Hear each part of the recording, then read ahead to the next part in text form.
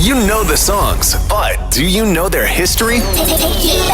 Join us for an in-depth look at the stories behind the biggest songs in the world. This is Encore. The stories behind the songs. Thank you. Here's iHeartRadio's Miles Galloway. Yes, lend me some sugar. I am your neighbor. And this is Encore. I'm Miles Galloway. I sound like I've had more than enough sugar. Hopefully you've got your Polaroid picture ready to go, because this is the story of Outkast's Hey Ya. In 2003, it's fair to say that rap duo Oukast were at a bit of a creative crossroads. Their 2000 album, Stankonia, yes, had people rethinking what hip-hop music could be, with songs such as B.O.B, Miss Jackson, and So Fresh, So Clean winning them Grammy Awards for Best Rap Performance and Best Rap Album. And Miss Jackson, their Billboard Hot 100 hit from Stankonia, was a sultry tongue-in-cheek affair that gave the duo of Andre 3000 and Big Boi a rare trifecta of accolades in pop culture. Hip-hop cred, mainstream pop appeal, and hipster acknowledgement all at once. There was no right or wrong way to enjoy Outkast. They were truly a unique proposition when it came to their musical stylings and their creativity, and they were finally being given their flowers. The band was acutely aware of this, with Andre 3000 telling Music Plus in 2003, "Really, it's a blessing. I think we have. I think we're popular. I don't think we're pop, though. I think we're popular. Yeah. But we have underground sensibilities, though. You know, I think the way we approach it. So I think it's a great balance. Is what's going on. I think that's what it is. It's just the balance. I think we know what we want to do. We know that we don't want to, conform to, some penny ante song, but at the same time, we want our music to reach everybody in the world. So we don't want to be so into our own little world that nobody gets it except us, so we most definitely want to be popular for that reason, only to be popular so everybody hears it. Everybody doesn't have to like it, but, as long as everybody gets a chance to hear it. I mean, let's not forget, Outkast were not a rookie hip-hop duo. In fact, right before winning the aforementioned Grammy Awards, the pair dropped a greatest hits album with songs featuring on the collection from as far back as 1994. By the time Stankonia had ran its course, you probably could have guessed that a hiatus for the duo was on the cards. Andre 3000 was looking for new avenues to express himself creatively and moved from Atlanta, Georgia to Los Angeles, California to begin his acting career. Unfortunately, his gamble didn't really pay off, and by 2003, his acting career was pretty stunted. Alone in his home, Andre 3000 envisioned a new kind of project, a solo project, one influenced by, but not completely different than the Outkast records before it. A pop record, a jazz record, a funk record, all in one. A record and a concept that would come to be known as The Love Below. Andre 3000 told Much Music's Nam Kiwanuka this in 2003. Okay, originally these were solo albums, and we decided in the 9th inning, 12th hour, to make it a double album. And The Love Below was originally a group of songs that I had, and me and a video director who directed Hey Ya and The Way You Move video, we were going to do a short film. Well, not a short film, like an independent film, and the film was called The Love Below. The Love Below was about this guy, myself, my character, that moved to Paris, and he had a relationship with all different types of women, and every song was supposed to represent a certain type of woman. I want to reference that there was no bad blood between Andre and Big Boi at this time. They were just kind of on separate paths. And looking back at the timelines now, there wasn't really much of a hiatus either. Studio manager and engineer John Fry told Sound on Sound, while it might have looked like they were taking a break, it couldn't have been further from the truth. Quote, "They did start to work more and more separately as the years went on, but they always came together and critiqued each other's music and made suggestions. It was never a rub. If one was in with me, the other would just come in the next time. I think that at the stage of the career that they're in, they have so much going on. It's difficult for them to stay as focused as they'd like to be, and I think that there's a part of them that enjoys working solo. They just like to get in that zone and create and make the records they're hearing in their heads." By the time he had about 5 solo songs conceptualized, Andre 3000 realized he wasn't quite proficient enough in Pro Tools to actually put his concept album together on his own. So he finally contacted Big Boi to officially transform the work into an Outkast project. Little did he know, however, that Big Boi had some ideas of his own. Andre returned to ATL and Outkast Stankonia studios, and within 2 months, 35 songs were created in some skeletal form. Big Boi and Andre continued to bounce ideas off each other for a while, thinking about how they might make Andre's vision for The Love Below a reality. But it was the work that Big Boi had done on the funk and bass-driven concept album Speaker Box that started to take precedence. In 2003, Andre 3000 told Much Music's Nam Kiwanuka, we heard every song that we were doing along the way. It wasn't like we just separated ourselves and did 2 total albums.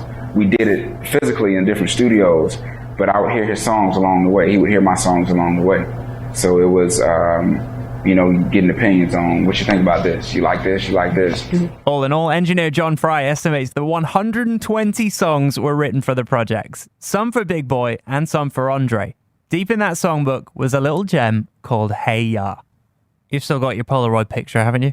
Early recording on Hey Ya began in December 2002, simply written as Andre 3000 and his guitar.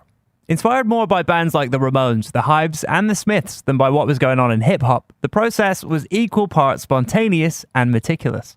Pete Novak, the man who actually recorded Andre's vocals on the track, told MTV in 2004 that Andre 3000 would painstakingly record each line in the song 30 to 40 times. Every single vocal heard on Hey Ya is actually Andre 3000 singing in different styles through different filters or laying vocals over the top of each other. That sounds a lot like how I record this podcast. I'm sure you can hear it. Novak noted how mind-blowing this was, saying, I don't think he was a singer, of Andre and Oukast for rapping. I had the reaction the public probably had later. Lyrically, Hey Ya was part of the grander cinematic vision of The Love Below and the complexities and frustration with modern relationship dynamics, with Andre noting to Nam in 2003. That's one of the problems that I'm having with even the whole concept of marriage, because I don't know where it really came from. I don't know if you just grew up and your parents say, well, you're supposed to go to school, you're supposed to go to college and get a nice job, you're supposed to marry this guy, marry this girl, you're supposed to have kids, and that's how it's supposed to be. And so your whole life you're trying to get to this thing that somebody, like these goals that somebody else, they set up. So who's to say that you and a guy or me and a girl can't just be friends for the rest of our lives and love each other like that? To hell with the whole marriage thing, because sometimes I think once you put labels on stuff, it kills it.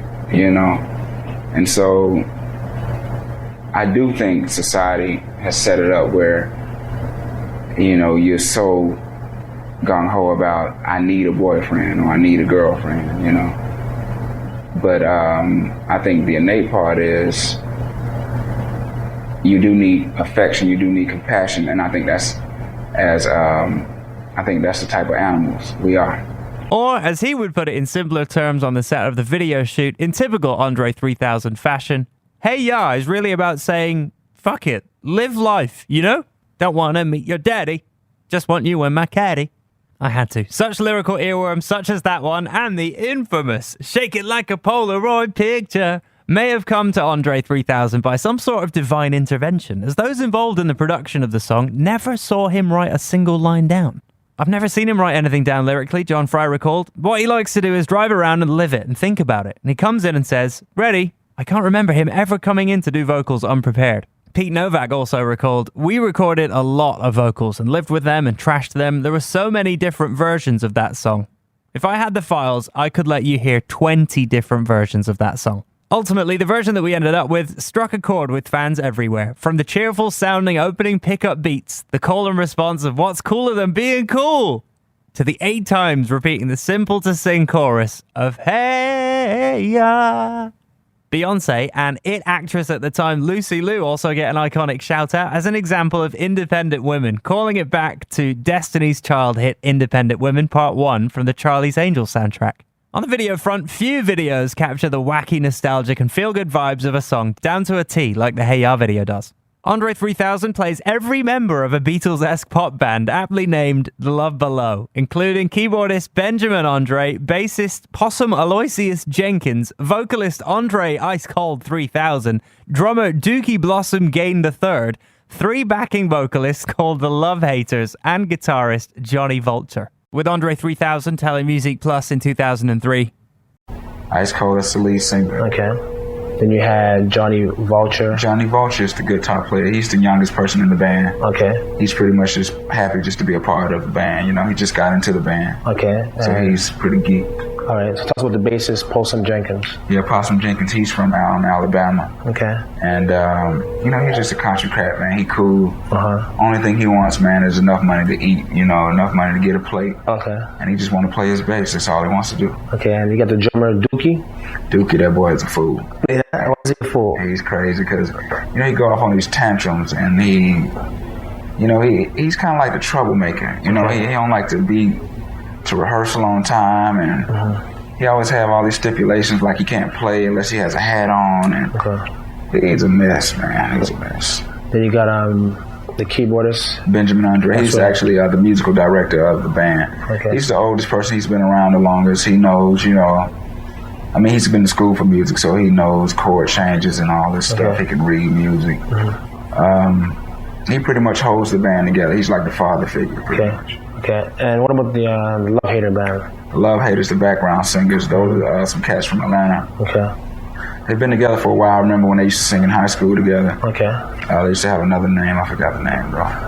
Okay. But actually, they're in the studio right now working on their album, the Love Haters album. Okay. And Johnny Vulture, his band is doing the album, The Vultures. So look out for that one, too. Okay. Now, these are real characters. These are characters that you created. I made them up. Yeah, you did. You doing good though, because at first I was like, okay, he made them up, then you had me fooled, but you're a good actor though. You know what I mean? The fictitious band blur the lines between the idealized past and present, paying homage to the Beatles' iconic performance on The Ed Sullivan Show and Paul McCartney's video for his song Coming Up. Director Brian Barber came up with the original idea of this British invasion in reverse, with The Love Below being an American band hitting UK soil for the first time.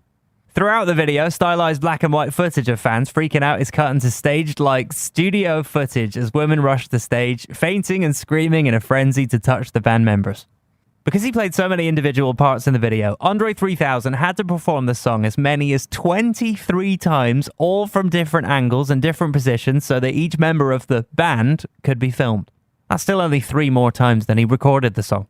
Continuing his explanation of the video with Music Plus. So I was thinking, what's a nice way to make this video? So I was like, what if every member was me? Yeah. And director Brian Barber, he knew how to make it right. He said, technically, if we use this camera called a motion control camera, it's a camera where every move is documented in a computer. Okay. So for me to duplicate every character, it would look real by the time it's done, because all the camera moves was slick and smooth. Okay. And if you're wondering who choreographed Andre 3000's slick dance moves in the video, well, he did. Or nobody did. Andre told Nam Kiwanuka in 2003.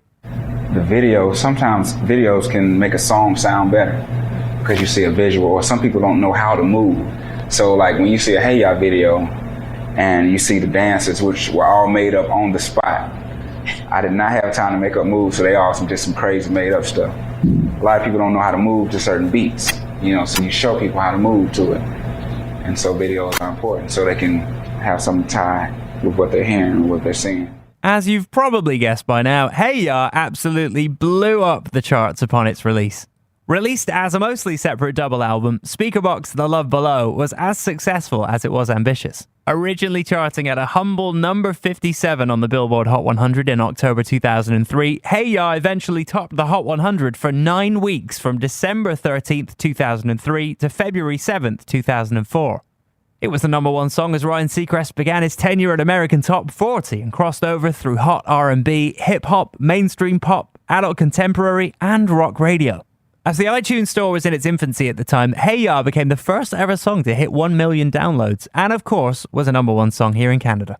Hey Ya cleaned up at the awards circuit as well, winning Video of the Year at the BET Awards and the MTV VMAs in the USA and Europe, as well as a Grammy Award for Best Urban Alternative Performance. Uploaded to YouTube in 2009, Hey Ya has amassed over 680 million video views, easily the duo's most viewed video of all time. Fast forwarding to 2023, Outkast remains as elusive as ever, releasing only 1 more album as a duo, 2006's Idlewild, which was a poorly received concept album based off of their musical film of the same name.